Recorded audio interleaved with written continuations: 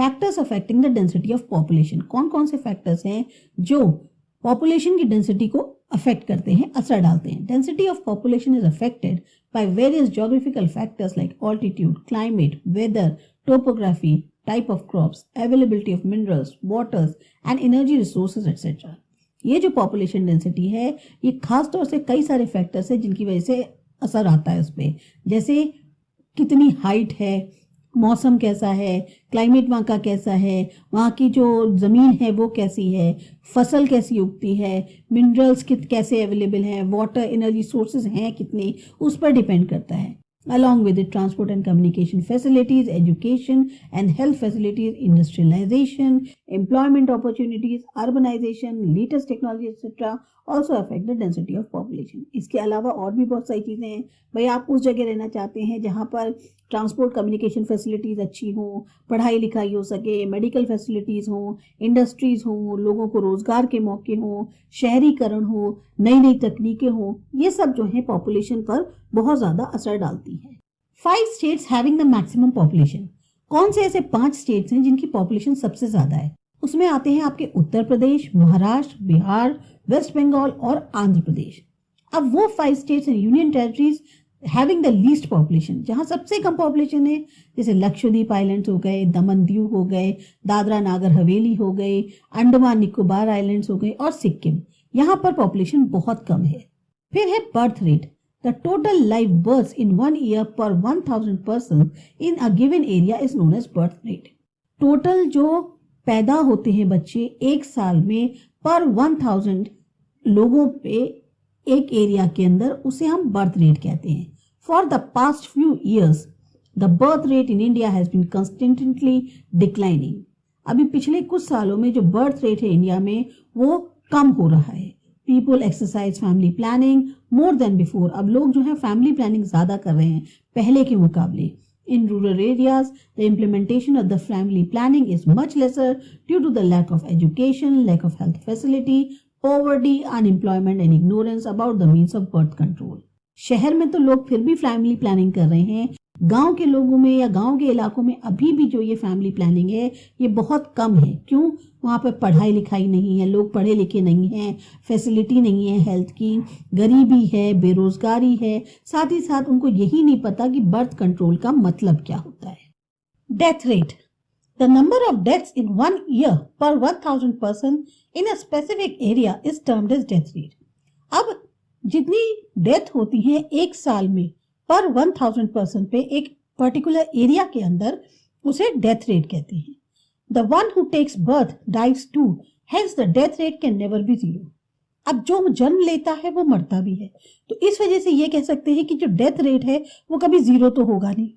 Still various researches, medical treatments, medicine, vaccination, control over diseases, new technology etcetera can bring down the death rate. पर हाँ, death rate को कम किया जा सकता है क्योंकि बहुत सारी रिसर्च हो रही है, मेडिकल इलाज होने शुरू हो गए हैं, दवाइयाँ मिलती हैं, वैक्सीन्स आ गई हैं, बीमारियों पे कंट्रोल हो गया है, नई तकनीक आ गई है, इससे डेथ रेट को डाउन जरूर किया जा सकता है। नेक्स्ट है migration. When people shift from one place to another it is known as migration. एक जगह से दूसरी जगह जब लोग शिफ्ट होते हैं तो उसे हम माइग्रेशन कहते हैं। People indulge into a range of activities in order to earn and develop। लोग क्या होता है अलग अलग तरीके की एक्टिविटीज करते हैं क्योंकि उनको पैसे कमाने हैं, अपने आप को डेवलप करना है, तो उसके लिए वो एक ही जगह तो रुकते नहीं है, जहां काम मिलता है वहां जाते हैं। Socio culture needs also compel people to keep migrating.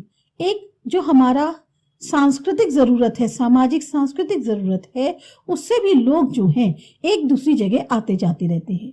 The rural population is attracted toward the urban areas for better facilities in education, business, industries, employment and administration। अब गांव के लोग जो हैं वो ज्यादातर शहर की तरफ क्यों आकर्षित होते हैं? क्योंकि वहां उन्हें ज्यादा बेहतर फैसिलिटी मिलती है, एजुकेशन की, बिजनेस की, इंडस्ट्रीज की, एम्प्लॉयमेंट की और साथ ही साथ एडमिनिस्ट्रेशन की। Currently, 62% of the population in Gujarat lives in rural areas and 38% lived in urban areas। तो इस वक्त जो पॉपुलेशन है गुजरात की उसमें लगभग 62% तो गांव के इलाकों में रहते हैं और 38% जो है शहरी इलाकों में। Population composition, the classification of the total population into various categories is called population composition. जितनी जनसंख्या है पूरी उसे अलग अलग कैटेगरीज में डिवाइड करना पॉपुलेशन कॉम्पोजिशन कहलाता है. The categorization is done as per male, female, age group, literacy rate, rural, urban areas, religion, linguistic group, professional group, etc. ये जो कैटेगरीज बनाई जाती हैं ये मेल फीमेल के आधार पर, कितनी एज है, कितने पढ़े लिखे हैं, कौन शहर में रहता है, कौन गांव में रहता है, धर्म क्या है, भाषा क्या बोलते हैं, काम क्या करते हैं, उनके हिसाब से बनाई जाती हैं. Thorough study of these categories helps us to understand other population composition. अगर हम इसकी अच्छे से स्टडी करें तो हमें समझ में आएगा population composition होता क्या है. Age structure. The total population of the nation comprises of 3 age groups: children, adults and senior citizens. हमारी जो पूरी पॉपुलेशन है देश की वो 3 एज ग्रुप्स में बांट दी गई है. चिल्ड्रन, बच्चों की एज, फिर एडल्ट, आप एक ऐसे युवा अवस्था में आ गए, और एक हो गया सीनियर सिटीजन्स, यानी कि आप बूढ़ी उसमें आ गए. तो जो चिल्ड्रन की एज है वो 0 to 14 ईयर्स आती है, एडल्ट्स की 15 to 59 ईयर्स तक होते हैं, बड़े लोग जो होते हैं, और जो बुढ़े लोग होते हैं वो अबव 59 ईयर्स की एज में आते हैं. Among the above 3 groups, maximum and the most important difference is seen in the first and the third group. ये जो तीनों ग्रुप्स बनाए गए हैं इसमें सबसे ज्यादा जो इम्पोर्टेंट डिफरेंस है वो है पहले और तीसरे ग्रुप में. As per the 2001 census, 35% to 40% of the total population is below 18 years, whereas 7% to 10% is senior citizens. Rest are all adults. जो सेंसस हुई थी 2001 में उसके अनुसार 35% से लेकर 40% तक की जो पॉपुलेशन है वो बिलो 18 ईयर्स है, जबकि 7 से लेकर 10% जो है वो सीनियर सिटीजन है. तो बाकी जितने बचे वो आपके एडल्ट्स हैं. Sex ratio. Sex ratio can be defined as a number of females per 1000 mails. अब हम सेक्स रेशियो कैसे डिफाइन करते हैं कि 1000 मेल्स पे कितनी फीमेल्स हैं. The sex ratio has been reducing consistently since 1951. लेकिन ये जो सेक्स रेशियो है ये दिन पर दिन घटता जा रहा है 1951 से. फिर है literacy. The development of any country depend on the literacy rate of that country. कोई भी कंट्री हो उसका जो विकास है वो डिपेंड करता है कि उस कंट्री के लोग कितने पढ़े लिखे हैं. Literacy is the important criteria to measure the standard of living of population and social development. ये जो पढ़ाई लिखाई है, पढ़ा लिखा होना बहुत इंपॉर्टेंट क्राइटेरिया आता है ताकि ये पता चल सके कि जो लोग रहते हैं उनका रहने का तरीका कैसा है, उनका सामाजिक विकास कैसा है.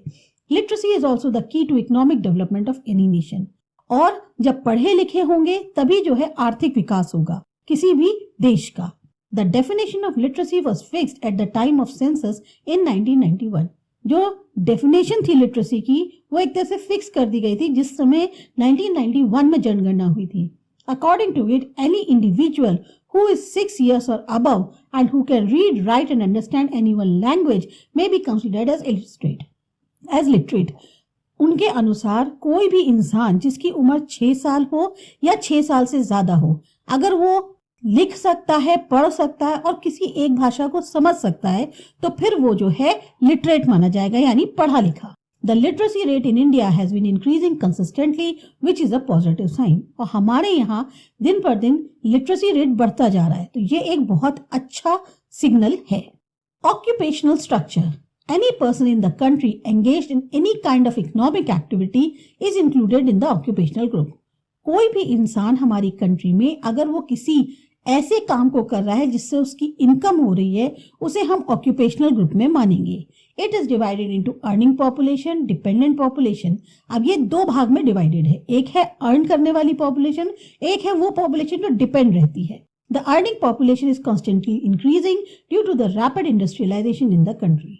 ये जो अर्निंग पॉपुलेशन है ये दिन पर दिन बढ़ती चली जा रही है क्योंकि हमारे यहाँ इंडस्ट्रियलाइजेशन बहुत तेजी से बढ़ रहा है. Change in the population composition. Changes in the population composition are of 2 type. अब जो चेंजेस होते हैं पॉपुलेशन कॉम्पोजिशन में वो 2 तरह के होते हैं, क्वांटिटेटिव चेंजेस और क्वालिटेटिव चेंजेस. पहले मानते हैं क्वांटिटेटिव चेंजेस की. Sometimes we notice a rise और फॉल इन द पॉपुलेशन. कई बार हमने देखा है कि जो जनसंख्या है उसमें उतार होता है या चढ़ाव होता है. This happens due to the population growth and migration of people. ये किस वजह से होता है? या तो पॉपुलेशन बढ़ जाती है या लोग माइग्रेट कर जाते हैं. The conditions leading to the quantitative changes are landlessness, low per head land ratio, urbanization as well as social and administrative reasons. ये जो क्वांटिटेटिव चेंजेस आते हैं ये इस वजह से आते हैं कि लोगों के पास जमीन नहीं है, जो हर एक को एक जमीन का रेशियो होना चाहिए वो बहुत कम है, हर एक के पास जमीन नहीं है, शहरीकरण हो रहा है, साथ ही साथ बहुत से सोशल और एडमिनिस्ट्रेटिव रीजंस होते हैं जिसकी वजह से क्वांटिटेटिव चेंजेस आते हैं. फिर है qualitative changes. The changes observed in the levels of health and education indicate qualitative changes. वो जो चेंजेस महसूस किए गए हैं हेल्थ में, एजुकेशन के लेवल में, उसको हम बोलते हैं qualitative changes. It alters the way of thinking and behaviour as well as the style and the standard of living. अगर इंसान स्वस्थ है और पढ़ा लिखा है तो उसका जो सोच होगी, उसका जो व्यवहार होगा वो काफी अलग होगा और उससे उसमें परिवर्तन आएगा उसके स्टाइल में या उसके रहने के तरीके में. The other factors responsible for qualitative changes are dedication, hard work, patriotism, enthusiasm, courage, etc. और जो फैक्टर्स रिस्पॉन्सिबल हैं क्वालिटेटिव चेंजेस के लिए वो है आपका किसी काम के प्रति लगन, मेहनती होना, देशभक्ति रहना आप में, आपका एक जोश होना, आप में हिम्मत होना, ये सब क्वालिटेटिव चेंजेस की निशानी है. These factors bring about socio-cultural changes. और ये सारे फैक्टर्स जो है एक तरह से सोशो-कल्चरल चेंजेस को जो है लेके आते हैं. इसमें हम बात करते हैं रिलीजियस ग्रुप की. India is a secular state. हमारा इंडिया एक सेक्युलर स्टेट है. People who follow different religions stay together here. अलग अलग धर्म को मानने वाले लोग जो हैं वो साथ पे रहते हैं. Among all the religions, Hindus are in majority, followed by Muslims, Christians, Sikhs, Buddhists, Jains and Parsis. अब जितने भी धर्म यहाँ पर माने जाते हैं उसमें हिंदूज मेजॉरिटी में हैं, उसके बाद मुस्लिम्स हैं, फिर क्रिश्चियन, सिख, बुद्धिस्ट, जैन्स, पारसीज इस तरह से हैं. फिर आता है दूसरा linguistic group. India is a large country with the diversity as its prime characteristic. हमारा इंडिया जो है वो एक बहुत बड़ा कंट्री है, लेकिन यहाँ पर जो मेन उसकी फीचर है वो ये है कि वो बहुत डाइवर्स है, अनेकता में एकता है हमारे यहाँ. Currently, there are 22 languages recognized by our constitution. 22 भाषाएं ऐसी हैं जिनको हमारे कॉन्स्टिट्यूशन ने रिकॉग्नाइज किया है. Hindi and English are the two official languages और हिंदी और इंग्लिश ऑफिशियल लैंग्वेजेस हैं. The states have been formed on the basis of languages. और ये जो स्टेट्स बनाए गए हैं ये ज्यादातर लैंग्वेज के आधार पर ही बनाए गए हैं. Health structure. The health of a person can be defined as a physical, mental, emotional, social, economic and spiritual wellbeing. अब किसी भी इंसान की जो सेहत है उसको हम डिफाइन कैसे कर सकते हैं कि वो physically, mentally, emotionally, socially, economy या स्पिरिचुअली जो कहा जाए एक स्वस्थ इंसान है, हर तरफ से वो स्वस्थ है. The best level of health helps in fostering the process of national development. अगर इंसान स्वस्थ होगा तभी वो जो है देश की तरक्की में आगे योगदान दे पाएगा. National population policy. The population of the nation is it's wealth and strength.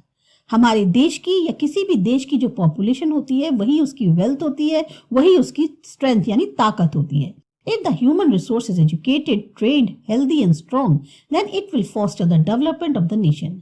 अगर यही जो ह्यूमन रिसोर्स है हमारा ये पढ़ा लिखा है, ट्रेन्ड है, हेल्दी है, स्ट्रॉन्ग है, तो ये जो है देश के विकास में काफी आगे आ सकता है.